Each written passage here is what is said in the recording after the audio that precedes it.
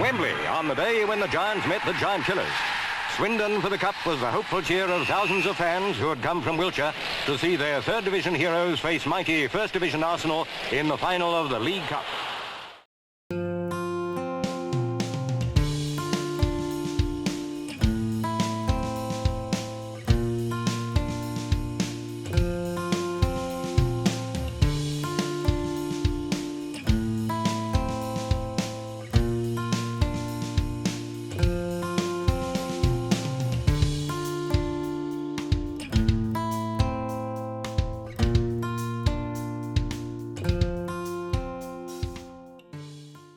As the 1960s draw to a close, the world is a cauldron of change and upheaval. The streets of London and cities across the UK echo with anti-Vietnam War protests. Across the Atlantic, tragedy as Martin Luther King and Robert F. Kennedy are assassinated. Yet amidst the turmoil, British culture soars to new heights. The Beatles, Rolling Stones and Led Zeppelin dominate global airwaves. Their music a soundtrack to a generation. In cinemas, Stanley Kubrick's 2001 A Space Odyssey redefines science fiction, while Planet of the Apes captures the public imagination. In Britain, the nation is still basking in the afterglow of England's 1966 World Cup triumph at Wembley. Liverpool, under the legendary Bill Shankly, clinched the title in '66. Manchester United, inspired by the holy trinity of Best, Law and Charlton, take the crown in '67. And in 1968, Manchester City come out on top in the golden era of English football. But our story takes us away from the glamour of the top flight, down to the third division. Here, Swindon Town, under the guidance of manager Danny Williams, are quietly building something special. In '66, they finish a modest 14th in Division 3. The next year, they climb to 10th. By 1968, they've reached 6th place, knocking on the door of promotion. Yet it's in the League Cup where Swindon will make their mark, and this competition will become the stage of one of football's greatest fairy tales. This is their story. Taking us through their remarkable journey to Wembley are three Swindon Town legends. First, our record breaker, John Trollope. The midfield dynamo, Joe Butler. And finally, the iconic Don Rogers.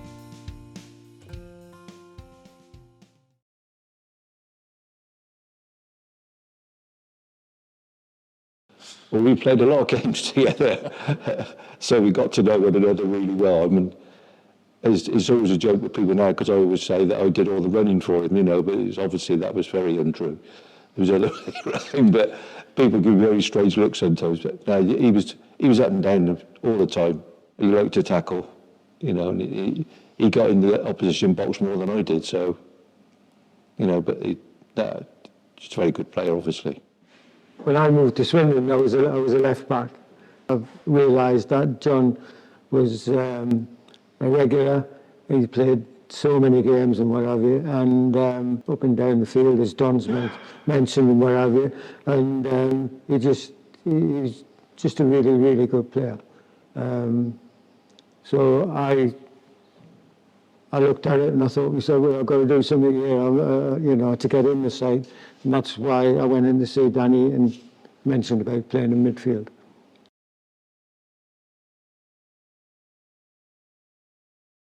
Joe, great worker. Roger Smart and Joe were the workhouse in the team with John Smith, obviously doing the orchestrating really, but it was Joe and Roger who done the work, the tackling. And I can always remember Fred Ford saying about Joe, and he was in a bad mood, and I don't know what happened, but he said, you lot, he said, doing all that, he said, and then you got little Joe going in like nobody's business. So that is how he was summed up. I mean, he put his all in every game. Well, Joe he's a typical left footer. I mean, really good left foot Joe, and looked very good, not very big, great in the tackle. Worked his socks off every game, and he was good pass for a ball, very good player.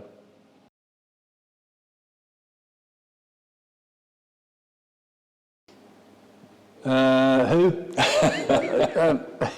Well, Don is obviously well known for taking players on, best player I played with as regards taking players on and scoring goals.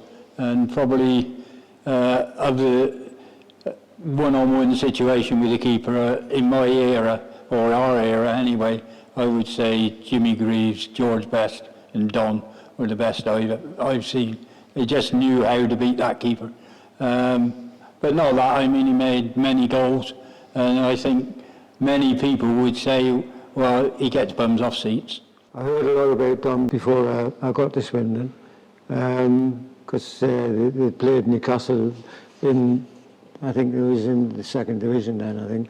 And anyway, everybody was on about how good a player he was and whatever. And once I got in the side and seen what he was like, and he was an exceptional player, exceptional. Cool as could come in front of the goal, and really, really quick. And he's the perfect fella you would want one-on-one. And he was just a really, really special player. The summer of 1968 had brought three important signings. Centre-half Frank Burrows arrived from Scunthorpe United. He forged a significant partnership with captain Stan Harland. Midfielder John Smith moved from Torquay United and was the creative midfield general in the town engine room.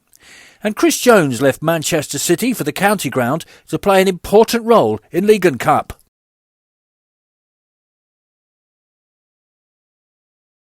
Old type of defender, put his head or his foot anywhere.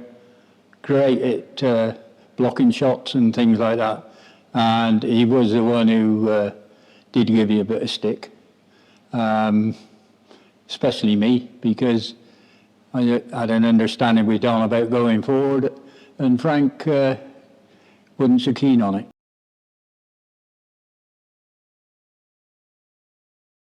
Very experienced player. I think he played for Tottenham. And I'm not sure if he had a under 21 cap for England, but he was more so the general of the midfield. When the games got a bit tough and what have you, John would stand up to that and he'd sort a few players out. But really good player, really good player.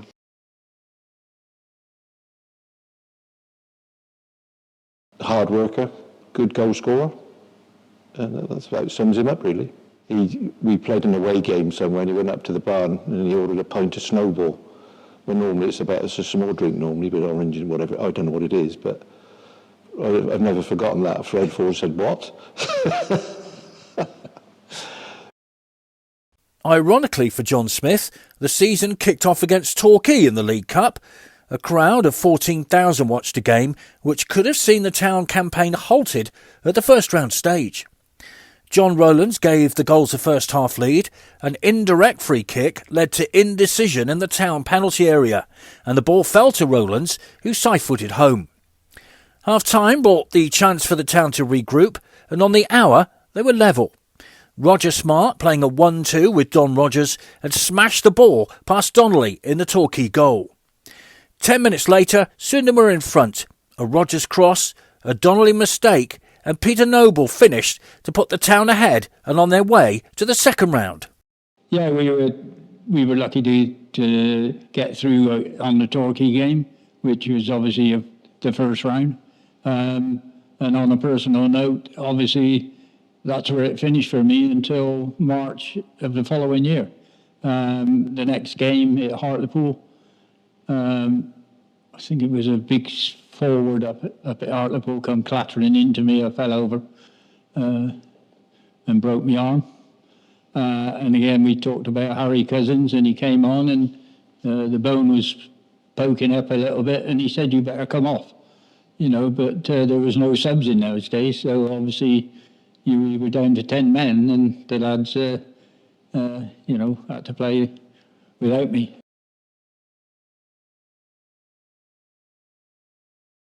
Well, Roger was run all day.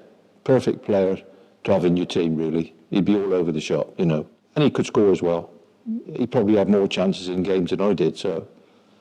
But he was just an all-round player you wanted in your team.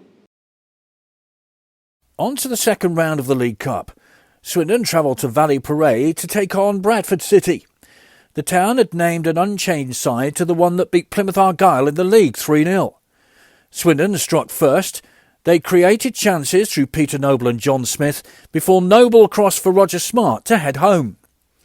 Bradford launched a second-half onslaught on the town goal and got the equaliser when Tony Layton cracked the ball home. A draw at Valley Parade and a replay to come on home soil. Well, Bradford City away, I mean, it's very long the competition, and in a club like us, I mean, we weren't thinking about winning anything at that time, but I mean, we came away with a 1-1 draw, and so that was a good result away from home. The second game didn't start well for Swindon. John Hall firing home after just 2 minutes. In heavy rain, it got worse for the town. Peter Middleton picked up a poor clearance to fire home the second City goal. Just after the half hour, Swindon were back in the game. John Smith hit his first goal for the club. 3 minutes later, the town were level. Don Heath was fouled in the box, Don Rogers scoring from the spot. A third Swindon goal comes on 68 minutes. Roger Smart scores, and 6 minutes later, Peter Noble has a fourth. It looks all over, but Bobby Ham beats the offside flag and fires home to round off the scoring in a thrilling match. We came back. And I always remember, I can remember going 2-0 down. That's one thing I can remember. And we came back and won 4-3, which probably was an omen for the rest of the season. After the epic second round against Bradford came a home meeting against Blackburn Rovers. Swindon included Mick Blick in for the injured Frank Burrows and making his only cup appearance of the season. The previous round was a goal fest, but not this time round. It was a solitary Don Rogers goal that won the game. Chris Jones won the ball and slid a pass through to Rogers, who beat Adam Blacklaw in the Rovers' goal to score what was to prove the decisive goal. Don Heath put the ball in the Blackburn net, but it was disallowed. So on to the fourth round, an away tie against Coventry City, who'd beaten West Ham in the previous round. Yeah, but Blackburn Rovers, I don't remember too much at all about that game, because we ended up winning 1-0 and I scored the goal, which takes a lot of remembering. It was just another game on the way to the final.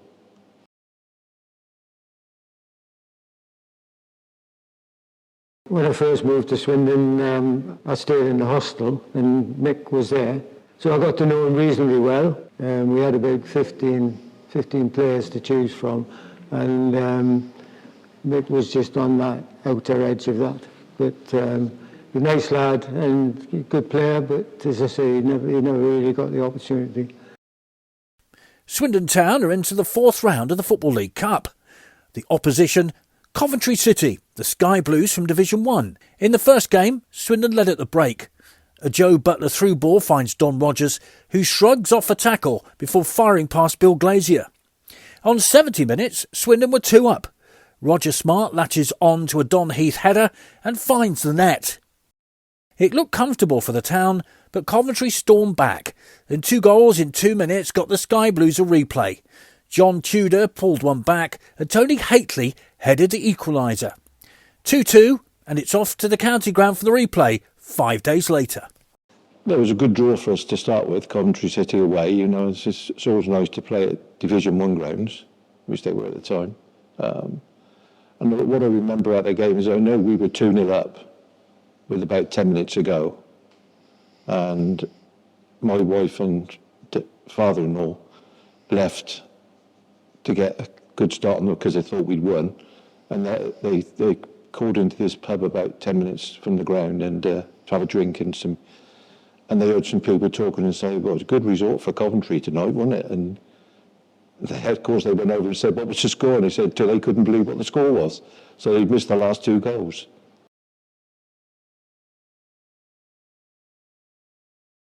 Nice lad, good winger, good crossover ball, and he really worked hard.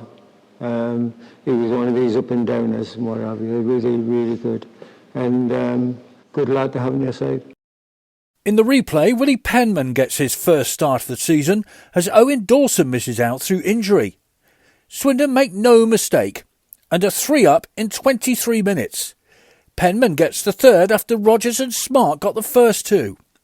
It's the quarter-final for Swindon and a date with Derby County, managed by a certain Brian Clough. I think the replay, it was a 3-0, I'm pretty sure it was 3-0. Yeah, and I think we were just better than them. I remember that. I don't know what, the goals were quite early on, I think, as well, some of them. But it was a really good performance that night. I mean, we won very well.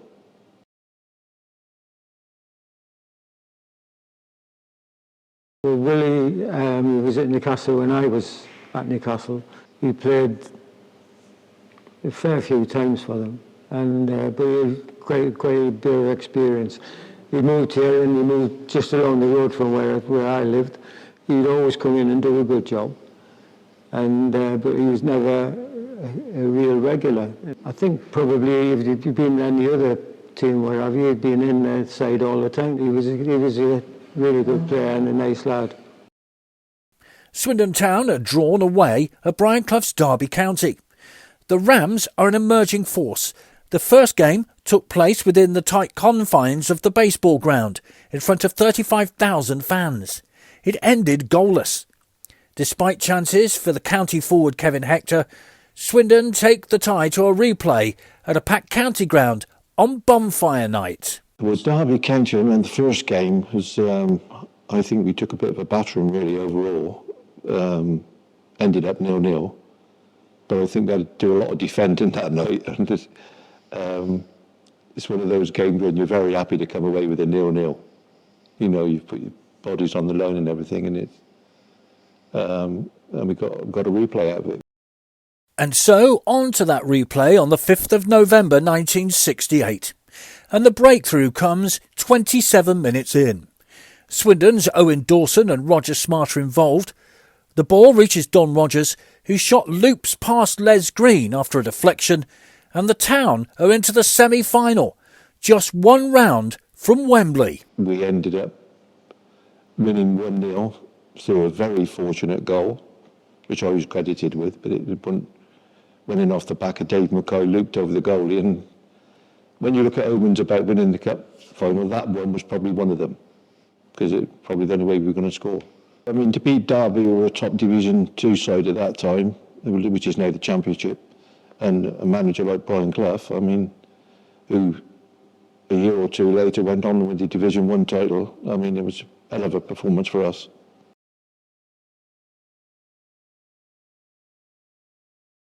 Very good fullback. Yeah. Obviously a Welsh international, and I can't remember too many wingers going past him, because he had those legs, and he seemed to just stretch his legs farther and farther and get the ball. No, a very good defender, good on the ball as well for a fullback, because it wasn't always that us fullbacks were that good on the ball, but Rod certainly was. Very good player. The semi-final was to prove epic. Burnley were the opposition from Division 1. Steve Kindon, Frank Casper and Dave Thomas were included in their line-up. Swindon wore white for the first leg at Turf Moor and were unchanged for the weekend FA Cup win over Canterbury. Having had a goal disallowed, the Town took the lead through captain Stan Harland, who smashed the ball into the net on 44 minutes. The equaliser came on 64 minutes. Ralph Coates reacts quickest to stab the ball home. But the fans were silenced a minute later. Don Rogers slid a perfect pass through to Peter Noble, who finishes to put the Town back in front. 2-1 to Swindon. Well, Burnley, the first game against Burnley at Turf Moor was, a lot of my memories are more about the train that got there late, I think, than funny enough, because everybody's known it. But well, it was a great performance, the away game. I mean, to go up there, and because we knew it was going to be a very tough game, that one, and to end up coming away with a 2-1 victory was unbelievable. And of course, everybody's now thinking, oh, crike, you know, we're at Wembley now, we've got to be, which is a wrong thing to think.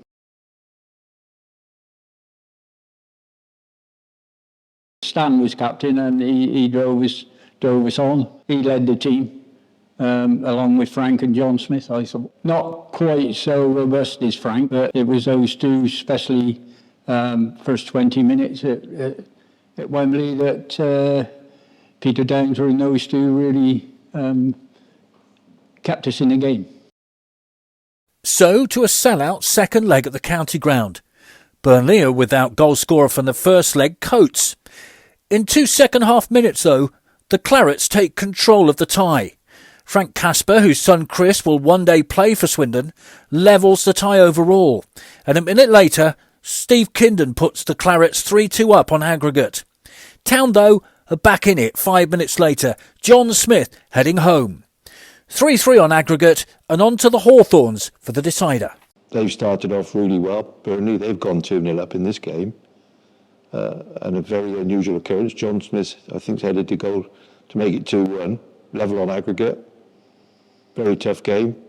Obviously, you wanted to be out on the pitch, having played about 7 years without missing a game. And I was lucky enough to go to every game. Danny kept me involved, even though obviously I wasn't fit up to play or anything. He kept me involved, and I did. And I think the two games I were the Burnley games. There was a great battle in midfield with Blunt, I think his name was, and John Smith, and they were like kicking lumps out of each other, sort of thing. Those were three. It was 3 games, I think, wasn't it? You know, and I think those were really good cup ties. In the replay, Peter Noble and Don Heath pass late fitness tests, so Swindon remain unchanged. Ralph Coates, though, returns for Burnley. On 7 minutes, Swindon are in front. John Smith hits an unstoppable drive to give the Town the lead. Swindon are just seconds from Wembley, but are denied in the last minute of normal time. Dave Thomas latches on to a rebound from a goalmouth scramble and fires home. So, extra time and some words from the Town boss Danny Williams. It's Burnley who strike first. Frank Casper drives into the Town net. It gets better for Swindon, though. On 104 minutes, Arthur Bellamy puts through his own net and Town are level. 4 minutes later, Swindon get the decider. Peter Noble drives past the Burnley keeper and they're on their way to Wembley for the first time in the club's history. Swindon celebrate in style, with the 7,000 Town fans at the ground and with fish, chips and lemonade on their way home. Went 1-0 up. Then we ended up going 2-1 down. And again, I think, if I remember it right, one of their players has headed the ball into his own net to make it 2-2. And then we got the winner to go through to the final. But I think, again, with them heading the ball in his own net, it was another omen that it was going to go for us. But all of a sudden, the Twin Towers were in the distance, sort of thing. So you thought to yourself, well, could we?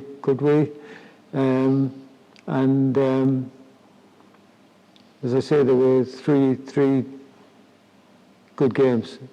3 good games. And again, Burnley were, as I said, they were the team of the moment in the Premiership, so, well, the First Division, should I say. And to do that, what we did was a bit special. When you've done it, you think, crike, you know, we're final at Wembley. Never imagined it all year through. But to get there like we did, and we proved what a good team we were, with all the good teams we beat, hell of a thing to achieve.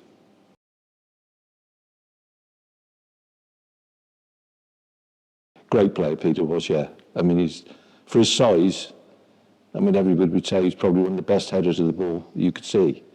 And I think we got to have a great understanding with free kicks and things like that. He knew it, you know, he'd be running before and he'd be there and heading it. He's got a lot of vital goals for us as well, Peter, but he worked so hard. He was another player that you'd love to have in your team.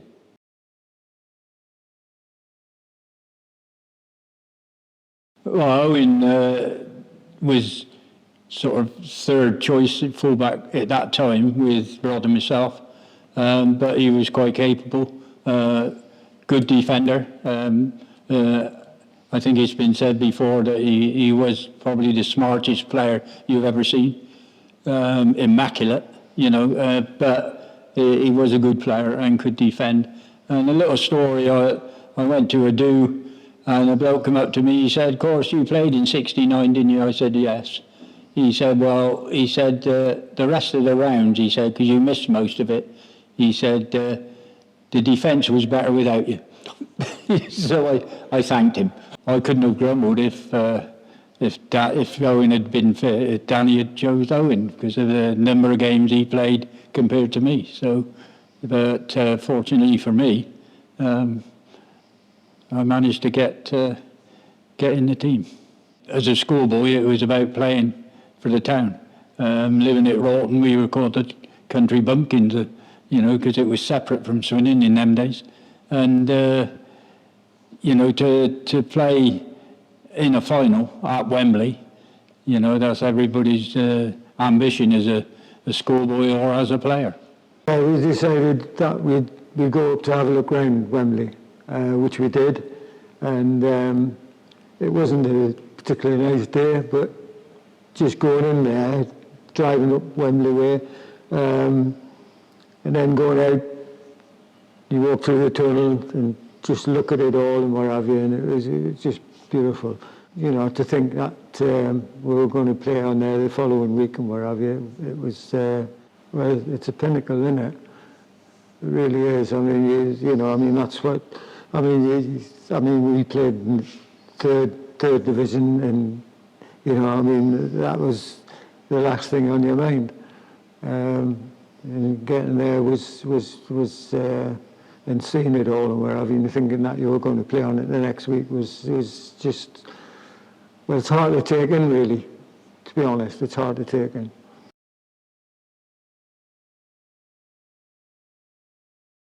It was absolutely magic. The whole thing about the club at that time was great and what have you, and Harry was just a part of that. You go in and say, "Oh, I've got a hole in my sock and what have you," and Harry would give you one sock, he wouldn't give you two.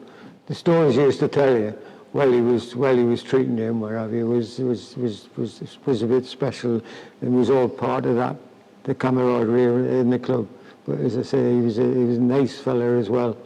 He was brilliant, and he had one sentence things that would make you want to play. You dread him come out on the pitch because he had a cold sponge in his thing he was going to put out on you, and he was great at talking about old times and all things like that. He really was. He was a good fella to have around. Yeah, all the players liked him. It's the week of the 1969 League Cup final, and Swindon Town are on their way to the Twin Towers to take on the mighty Arsenal. We did our training, I can't remember, we probably did our stamina on the Thursday. And then it was just a case of getting all their stuff as usual and on the coach and away you go. Then on the Friday evening, Watford were playing at home, and of course we were in the running to get promoted, so we thought we'd go and watch them, and that's what we did. We tried to do things normally, really. We trained normal during the week. Went up on the Friday, as Joe said. We went to a game on the Friday night, and then Saturday morning, usual routine, ready for the game. You try to keep it as natural as you can. You don't want to change anything. Obviously, I think a bit more talking to people, reporters or whatever, and that goes on. But apart from that, in those days, there wasn't much different. We kept it very much the same. Did the same thing as we always have done. And we just keep it normal. On the journey up on the Friday, apparently we'd forgot, they had the strips, everything like that, but they forgot the tracksuits. And of course, Eddie Buckley, he was something else. He was another part of the football club, and he drove up and caught the coach up and delivered the tracksuits. It wasn't just the fans, everyone joined in. The newspapers, the shop windows. You couldn't be in Swindon and not notice something was going on. Even the post office joined in. Swindon's cup run had been no fluke. They'd beaten First Division sides Coventry and Burnley and a high-flying Derby County from Division 2. They were full of confidence, and so were the fans. It really was their big day. And the question on everyone's lips was, have you got a ticket for the big match? How often do the supporters of a third division club get to Wembley for a cup final? And how often do they get the chance of meeting a side like the mighty Arsenal? We had Ewer at centre half, Bob Wilson in goal, Bob McNabb left back, Geordie Armstrong on the wing, John Radford on the right wing, unfortunately, Bobby Gould, Samuels, Story, so they were top players, and to even be near them and playing in the same game, it was a real honour for me anyway. You're playing against somebody, and obviously they're good, but you want to prove yourself to yourself, and I think we were such a good squad, and we've come through so many battles leading up to it. I really thought that we could give a good account of ourselves. We went on a morning walk and what have you, and then back, and then we're pretty much lunch and what have you. And I remember, because I was rooming with Willie, and we watched the ITV Sport and what have you, and we looked at it, and it showed the pitch. And you just looked at it and you thought to yourself, what's happening here, With our fitness, and the county ground was usually like that anyway, it suited us. So on the day, it probably suited our fitness and whatever. So, played into our hands a little bit. Well, I don't think we were too disappointed with it, I mean, we wanted a lovely pitch, obviously. Everybody wants to play at Wembley with a beautiful pitch. Mm. But it's not going to be beautiful, then let it be like your own pitch at home. So, which was a big help for us, really. Danny Williams, who has achieved what few managers can have achieved by taking a third division side to Wembley. There's Danny Williams. What a tremendous achievement by him, and certainly there can be no prouder moment for any manager than to lead his side out for a Wembley final in front of a crowd of 100,000. Well, I think it's the noise that hits you, because obviously I think there was about 100,000 there or whatever, and that is, I don't think I'll ever forget that. Lovely. Fortunately, the players we had quite a few comedians and what have you, and so you never really got too far ahead of yourself, sort of thing. There was always something which would distract you, sort of thing, which was a good thing for you, really. You didn't let the occasion get to you. I think it's like everybody else would say, it's coming out of that tunnel is when you first hits you what you're actually into. Because you can't see anything until you get to the end of the tunnel, and all of a sudden, bang, it hits you then, all the noise. But you're still focused on what you're doing, really. When you start shaking hands with royalty, then it's a bit different, and you know something, you're at a different place then. And you start feeling really good about it. When we stripped the tracksuits off, brilliant, because they didn't fit very well anyway. So the quicker we got them off, the better. And it was, then you really think, the game on then, off you go. And it's nice to be in that situation as a local lad, that you're representing your hometown club. And John Smith well inside that centre circle as Arsenal kick off. And here's Peter Story. Smith and the first flash from Rodgers. Good ball here to Butler. Playing it on for Smart. Gould flicking that on, very nice, and McClintock coming forward as he likes to. Gould! Good covering by Swindon though. Certainly their nerves are not showing yet. But Gould again to Samuels. Good shot! Good save! Well, I think they probably had the initial part of the game, that's for sure. I mean, we were gradually getting into the game a bit more and more. John Smith coming away for Swindon. Don Rogers beating one and another, and the roar is going with him. Little jink and a good cross, and it needed Ure to get that one away. Good work by Rogers. Smith, and a chance for Rogers again to keep it up. Off the referee, breaking nicely for Swindon to Smith, to the far post. Noble is there, and Wilson lost the ball. And my goodness, Smart was nearly there to bang it home. A bad mistake by Wilson.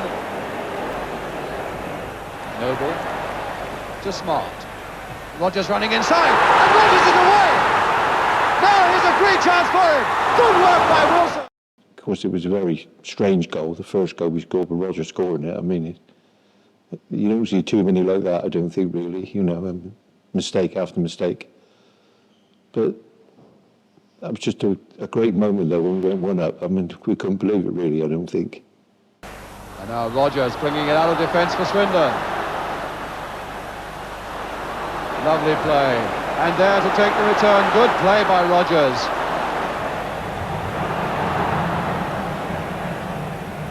Oh, a terrible mix-up. Noble, Simpson, Smart, and goal! What a terrible mistake by Arsenal.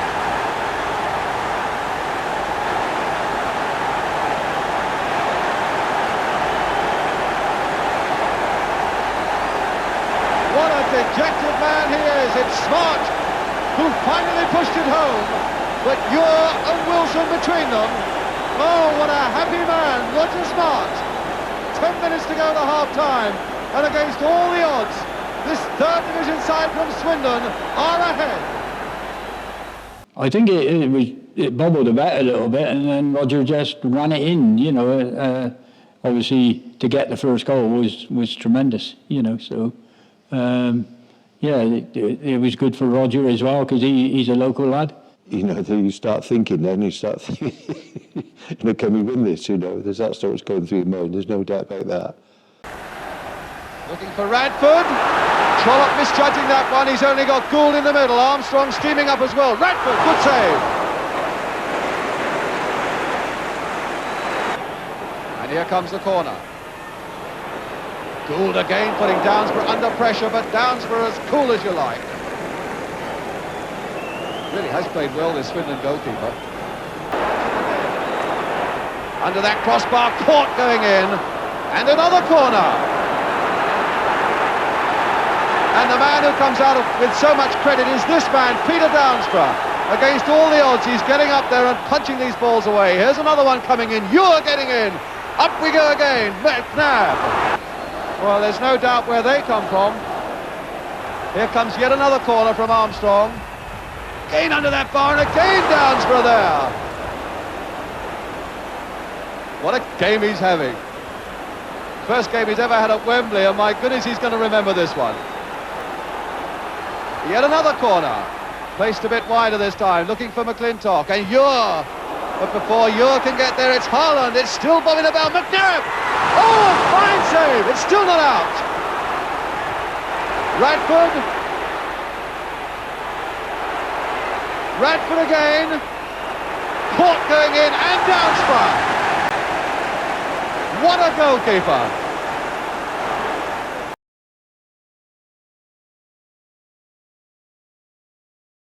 At Wembley, I mean, he was superb the 20 minutes. He saved us from going behind, and you don't know what would have happened. So John Radford went past me quite a few times and got crosses in, and Frank, Stan and Pete saved me. Because after every game, he'd be off seeing about his pigeons coming back. So he was probably more interested in pigeons than he was in the game. But he was my golfing mate as well. So, yeah, he was a good friend of mine.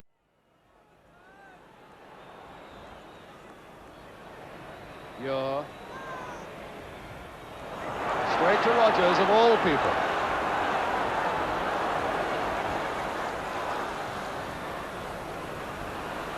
Graham. Now Gould off in support. Can Gould get to it now? It's a goal by Gould! And my goodness, is he not pleased with life? Bobby Gould!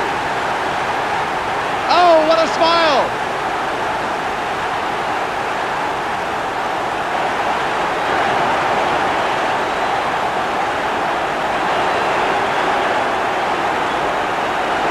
And they are really happy. He's crying!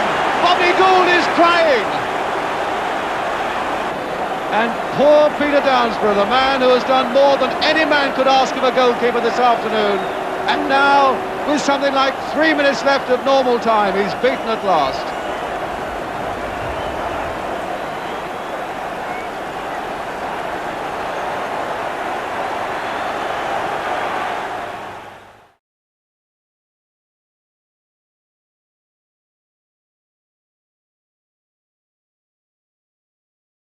No, I wouldn't have blamed him for that. No, I think. Well, you couldn't blame him anyway after the game he had. I mean, he was absolutely outstanding. I mean, for one of the best goalkeeping performances you'll ever see. But no, I wouldn't blame him for that, not at all. Well, it just seemed to bounce for him, didn't it? He went over and then we all got there, and then, but not quite. And then all of a sudden he's there, you know. I think we were sick, you know. When you look up at the clock and you think, oh, gee, but we were that close, you know. But as soon as we got together in between there and the extra time, we were ready to go again. No problem, not for us, you know, because we, as he said, Danny sort of got us ready to play all the game, 90 minutes or 120 as it was in that instant. But no, I think once we went into extra time, we fancied ourselves because, you know, I'm not sure the top players train quite as hard as we used to, and that fitness paid off.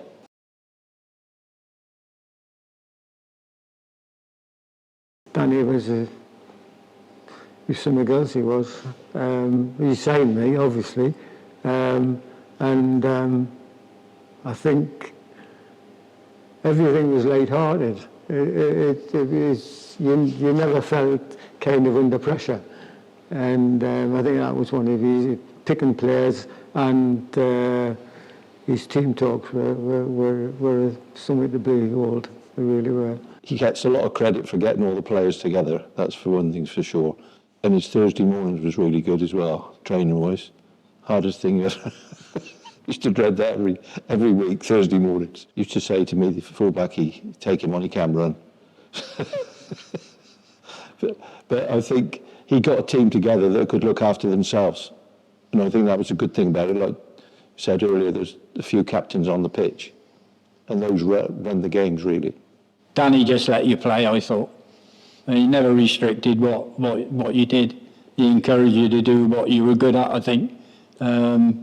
And I think that is what was the best one. But, you know, he didn't go into much detail as regards the opposition or anything. It was what we did.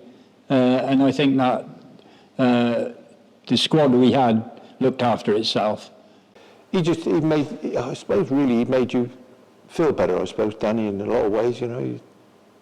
You always wanted to go out and play, that's for sure. And he wanted you to play your way. There's no doubt about that. Well, I used to work in the pits and play, and I used to come and train, and I was dedicated.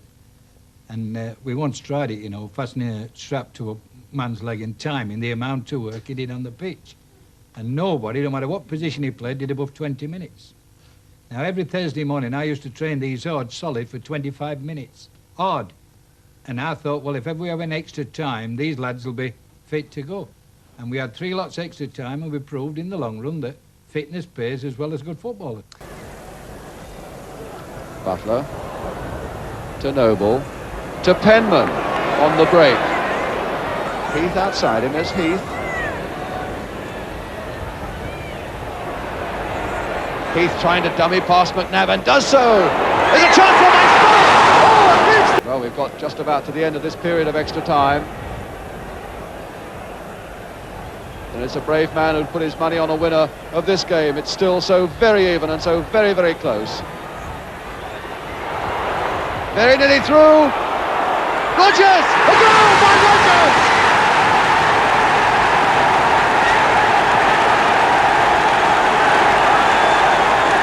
Don Rodgers! Goal 23 of the season for him, and the most important one of all. What a tremendous comeback by Swindon Town. All the courage in the world to go ahead of Arsenal again after being pulled back so tragically, so close to the end of normal time. Don Rodgers puts them ahead.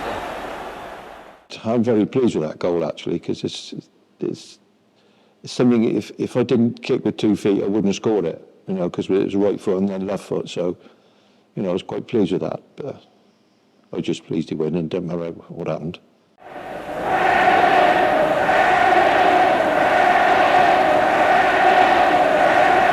You're now for Arsenal. And smart away for Swindon. Rodgers is streaking ahead and he's onside. Beautiful play! That is that!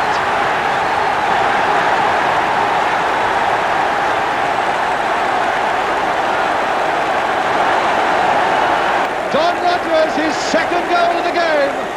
And that really puts Swindon Town utterly and completely in the clear. And there is this incredible scoreline. Arsenal 1, Swindon Town 3, the final whistle. Swindon have won the Football League Cup for 1969. The man who scored 2 of them, number 11. I remember Roger Smart passing me the ball. I remember that, you know, and think... and then there was the next thing I remember, there's nobody in front of me.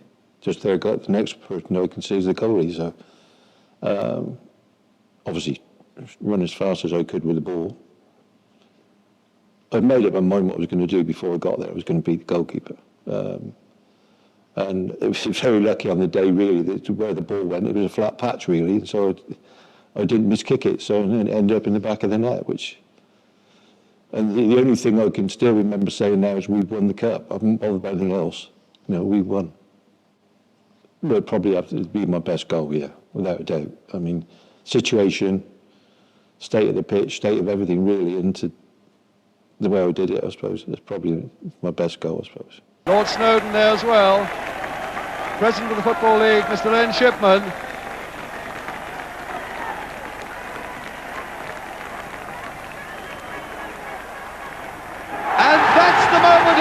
Has been waiting for, and now we get the lap of honour that this crowd here from Swindon has been waiting for.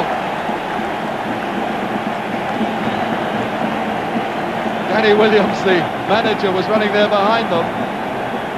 What a tremendous achievement though for Danny Williams.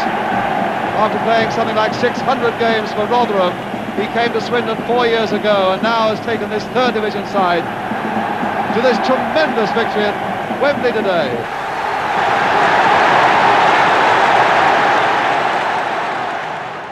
It's all a blur, really, because you're so up, you go up the steps and you get to your tankard as it was then, and then obviously parading around the pitch.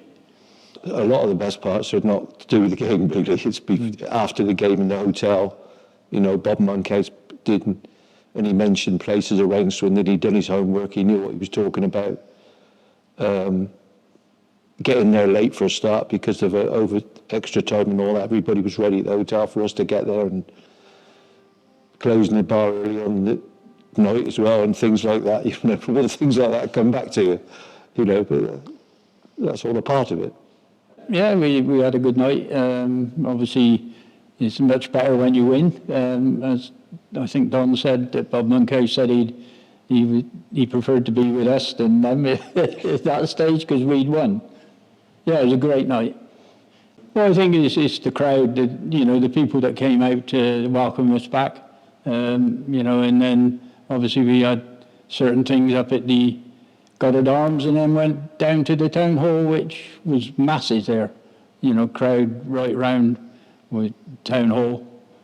So that was brilliant to see. It was just a great year.